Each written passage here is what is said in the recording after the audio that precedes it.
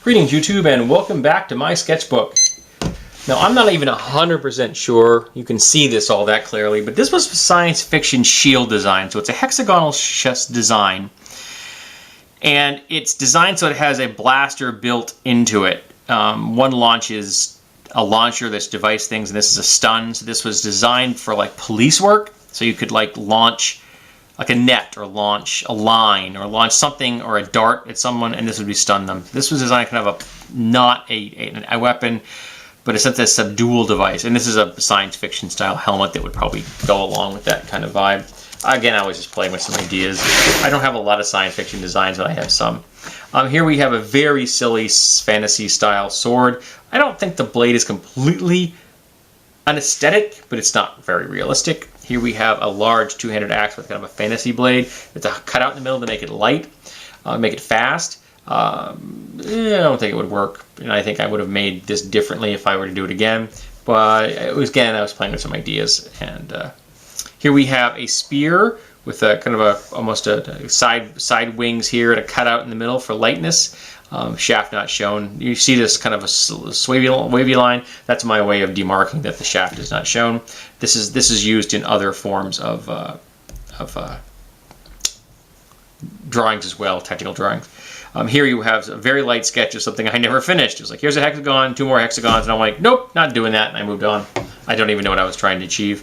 Here we have a spearhead that's silly because it's way too thin. Here we have an all-steel knife, and this was vaguely based on something I'd seen in the real world. So this whole thing is designed out of like a one piece of steel, a recovered piece of steel, like a railroad spike or something, that you then forged into this thing, and it's made that way intentionally, just for fun. Here we have a heavy chopping sword, so two-handed, very much based on the fantasy version of a Chinese Padao. Here we have a very kind of an elegant one-handed gladius, almost like a dwarven version thereof. Here we have a kind of an elven cutlass. This was supposed to have been kind of a whip, I think, if I'm not incorrect. I don't know if it worked or not. It's what it is. And here we have just a shillelagh, a walking stick. I have no idea why I drew one, but I drew one. Here we have a weird glaive with a hook, and I think it's silly. Here we have a one-handed sword based vaguely on a wing. It doesn't really function. Here we have kind of a very pragmatic, simple, curved sword, kind of almost like a modern take on a katana. If you were to describe a katana to someone and they based that sword on that description rather than ever actually having seen one. Here we have a map I did. And this map, this map is vaguely based on a James Bond movie, and I don't remember which one, but I think this map was based on a James Bond film I'd seen, and it was inspired to create this. And these like little these things right here are walls that were created as defensive positions from the people inside to defend themselves from people coming in this way. So they knew that this underwater, this was under in a cave, and it was the fishmen or something, but they were semi-aquatic, and they could defend themselves. Because they knew this was where the place people were going to be coming in, and they were expecting enemies. We have pools in here. This is a big statue here. There's the head and an altar area, and another one here. And then we have a passage that goes to a temple of some variety in the distance. And this is another exit that went somewhere that they did not have to defend themselves, or didn't have to worry about defending themselves from. But I used that in an adventure years ago. I'm not even sure where the notes are. And this is a map of my Gamma World campaign for Overkill. So it was the planet Tau, and New Tau, which was in here somewhere. And there's New Tau, which was where the capital of the game was set. And these round things were literal impacts because aliens had attacked and had dropped rocks, essentially. They were just chucking rocks at the planet as combat. And these different areas were different political areas that were controlled. And there's an atoll created by a couple of impacts. So that's why these were there. And I don't know why I colored them in blue, because I didn't do the rest of the ocean blue, but I did those blue to designate that they were filled with water.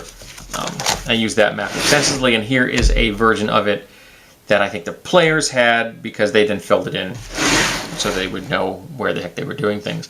Now here are some ideas that really didn't work. This was supposed to be kind of inspired by a spur on a cowboy boot, and it was interesting, but this is way too thin, this is way too thin.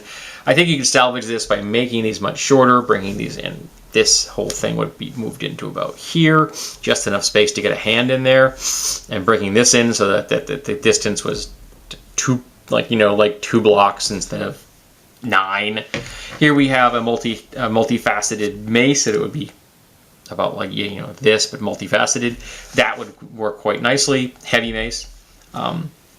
Here we have a one-handed blade that's kind of a thrusting as well as slashing, and a pistol grip. Here we have this is based on a real-world weapon I'd seen, which is there's a grip in here, a T-grip in here, so you slide your hand in and you hold it like this, it turns your entire arm into a claw.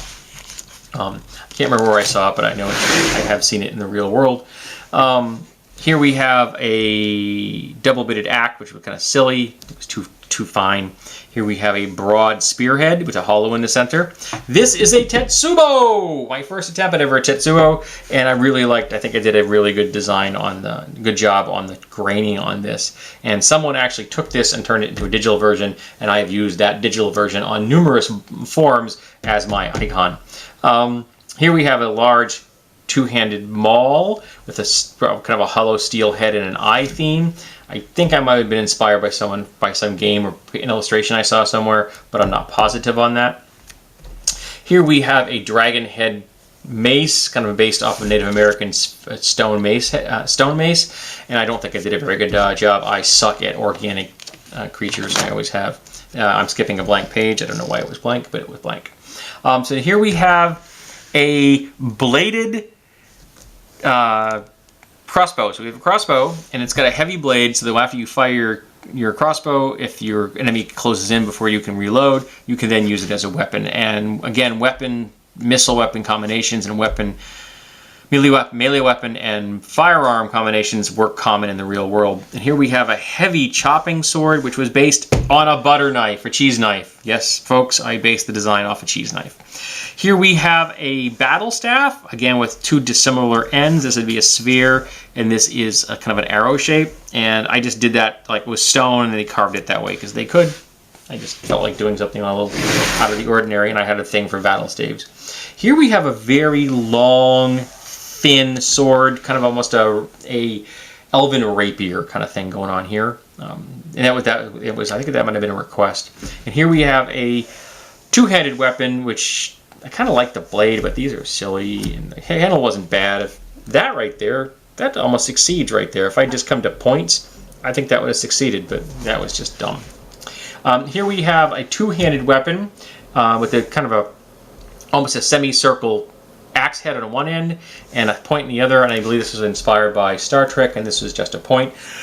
And here we have a magic staff with a wheel at the top. It was in this illustration for a magic item that I had in the campaign. Here we have a heavy two-handed chopping sword. Here we have a mace based off of an actual Indian design I saw. So a very ornate, was be hollow but thick walled steel design. And I'd seen something very similar to this, an all-steel mace in a reference book of Indian, as in Indian, not Native American. Here we have a scythe based on a dragon wing, which is absurd, but skeletal, so you got that whole necromancer thing going on there. And here we have a double spear, because I like double spears. They make far more sense than double swords, which are silly. Here we have a broad dagger with kind of a leaf theme. Here we have a one-handed, kind of a bladed club. These are blades set into a wooden shaft. Here we have a very broad, almost Egyptian style or ornamental dagger. This I think was an illustration of a magic item. And this is a dagger with a dragon or dinosaur tooth, based on an actual dinosaur tooth I'd seen, and this would be an ivory grip, and joined together with this kind of almost there was a fur design, so the whole thing would have been socketed in there with natural glues. And this is based on a real world design that I'd seen for, I think it was a shark's tooth or something, and I just ran with the idea.